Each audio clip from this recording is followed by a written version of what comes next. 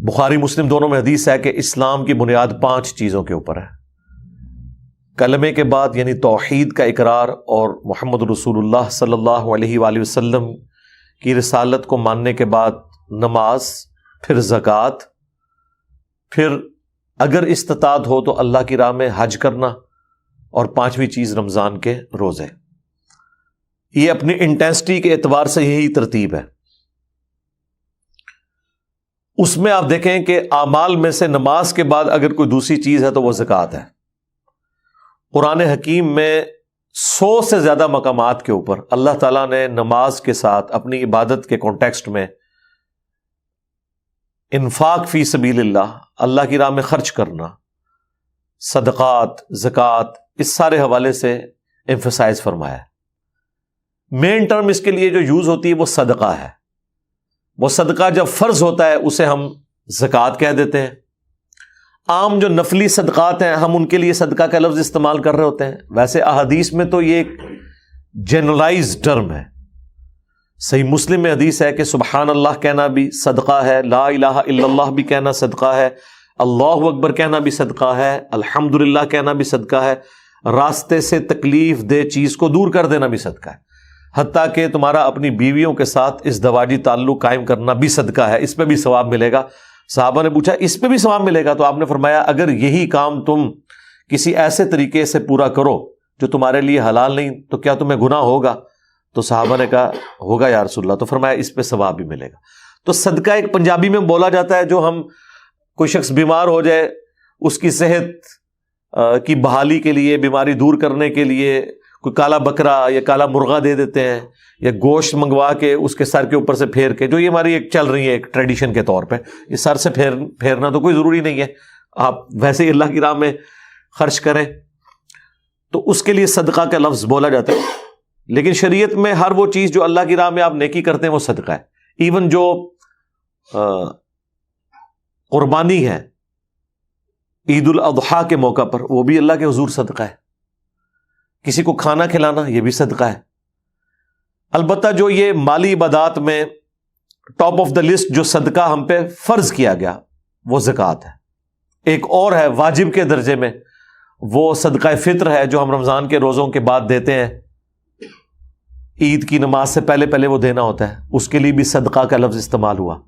بل یہاں اسپیسیفکلی جو صدقات ہیں یعنی جو زکوٰۃ کلیکٹ کی جاتی ہے اس کے 8 مصارف بیان ہونے جا رہے ہیں.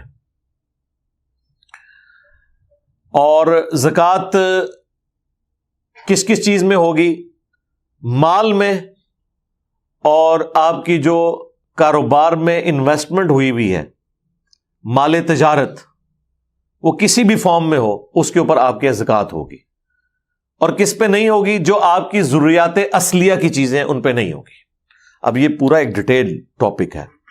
اس کے اوپر پچھلی دفعہ جو ہماری قرآن کلاسز ریکارڈ ہوئی تھی نا، جو ہمارا قرآن 9 سالوں میں 344 لیکچرز کے اندر مکمل ہوا ہے، اس میں 2 کلاسیں آلموسٹ 1.5 گھنٹے کی، یعنی سمجھ لیں 3 گھنٹے کی ڈیوریشن میں میں نے صرف اس ایک آیت کے کانٹیکسٹ میں سارے مسائل بیان کیے تھے.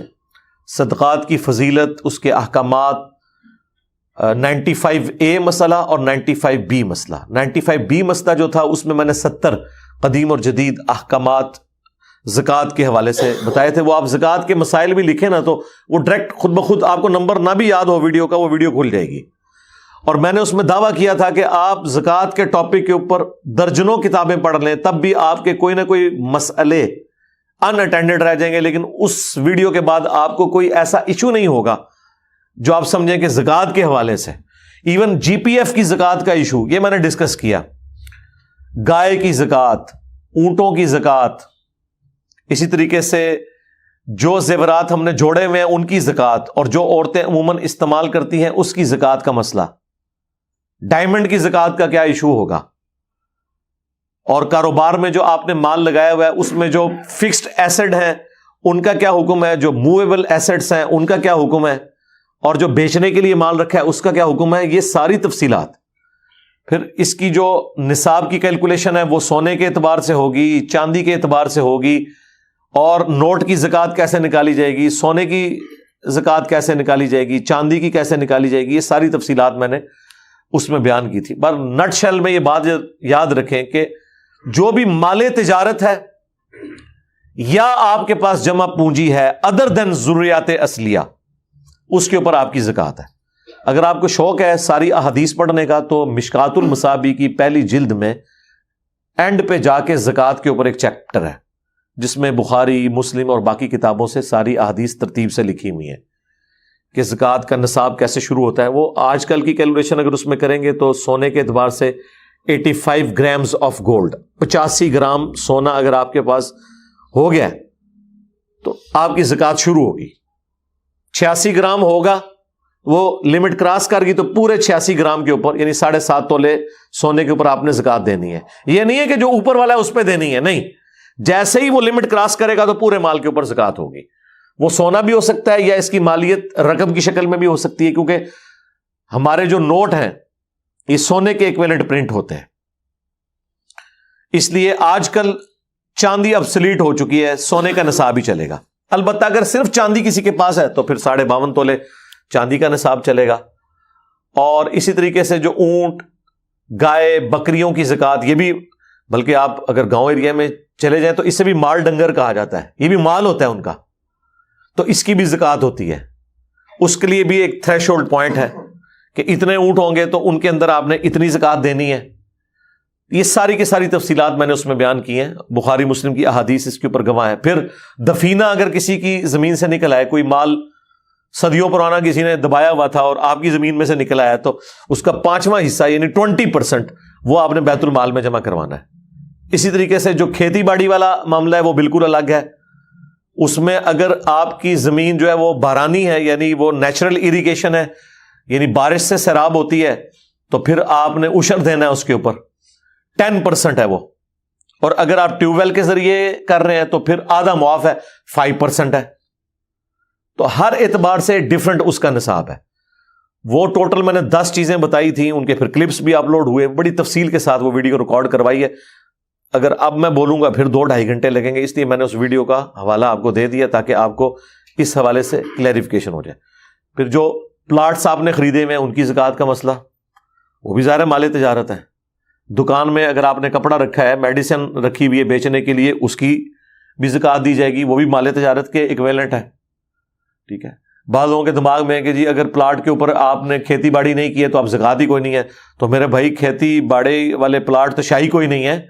جو اسلام آباد میں قبر کی جو جگہ آپ اگر خریدیں نا ایک پلاٹ جتنی، تو آپ کے کتنی کھیتی باڑی والے پلاٹ جو ہے اس سے زیادہ اس کی قیمت ہے، تو وہ مال تجارت ہے۔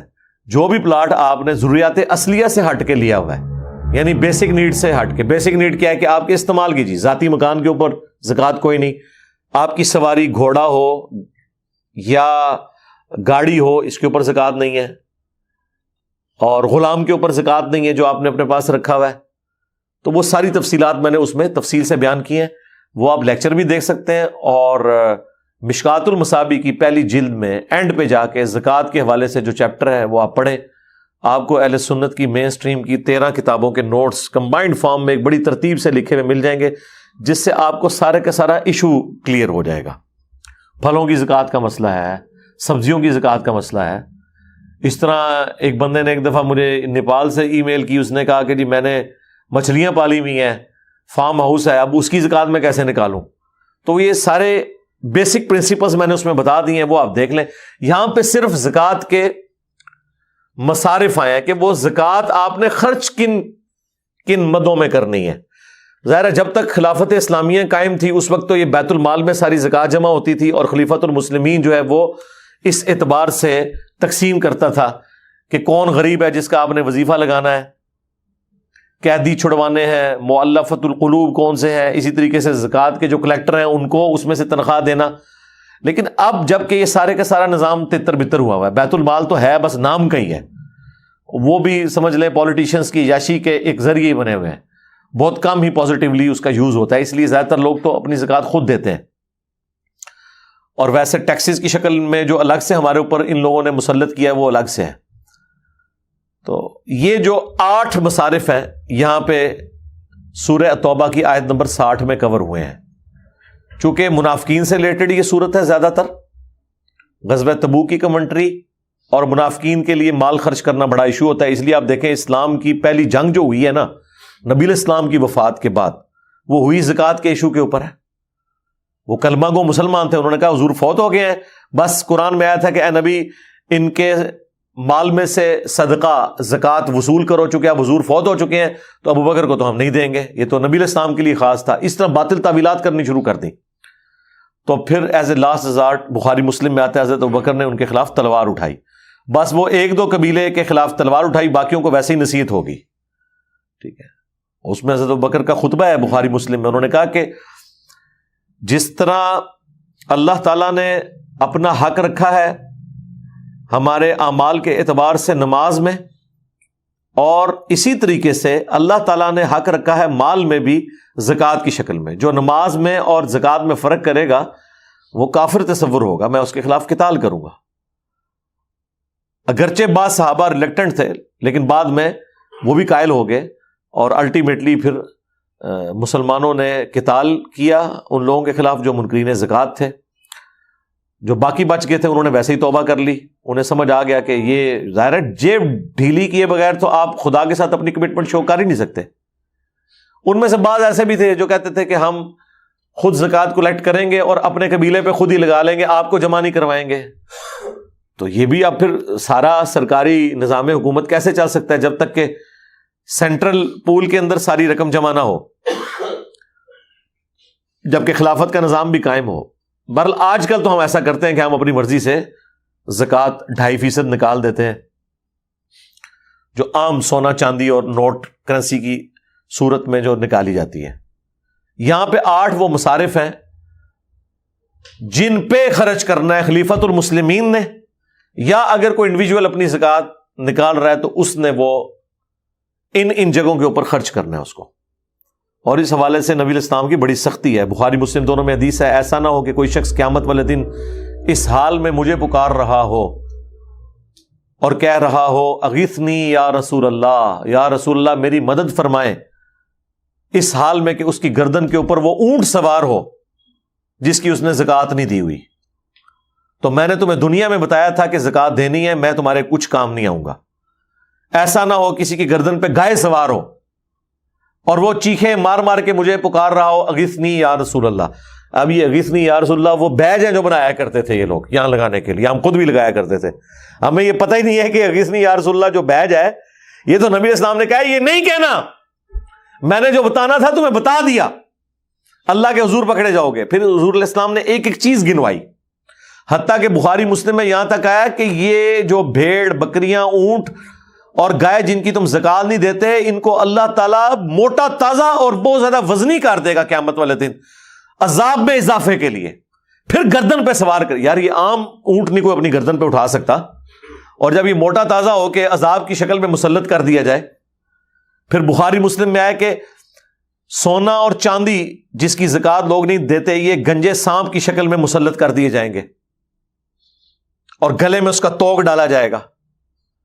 اور سورہ توبہ کی آیت نمبر 31 تو آپ پہلے ہی پڑھ چکے ہیں کہ جو لوگ اللہ کی راہ میں خرچ نہیں کرتے، سونا اور چاندی انہوں نے جوڑا ہوا ہے، قیامت والے دن یہ سونا اور چاندی آگ کے اوپر، جہنم کی آگ کے اوپر گرم کیا جائے گا، اور ان کی پیشانیاں، ان کی پیٹھیں اور ان کے پہلو داغے جائیں گے، اور اللہ تعالیٰ فرمائے گا یہ وہ مال ہے جو تم نے دنیا میں جوڑ کے رکھا تھا اور میری راہ میں خرچ نہیں کیا تھا.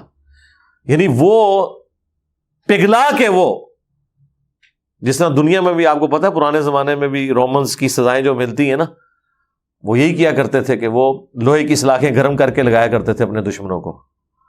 تو اللہ تعالیٰ فرمایا کہ جن لوگوں نے زکوٰۃ نہیں دی، اور یہ قرآن میں سورہ توبہ کی آیت نمبر 31 آن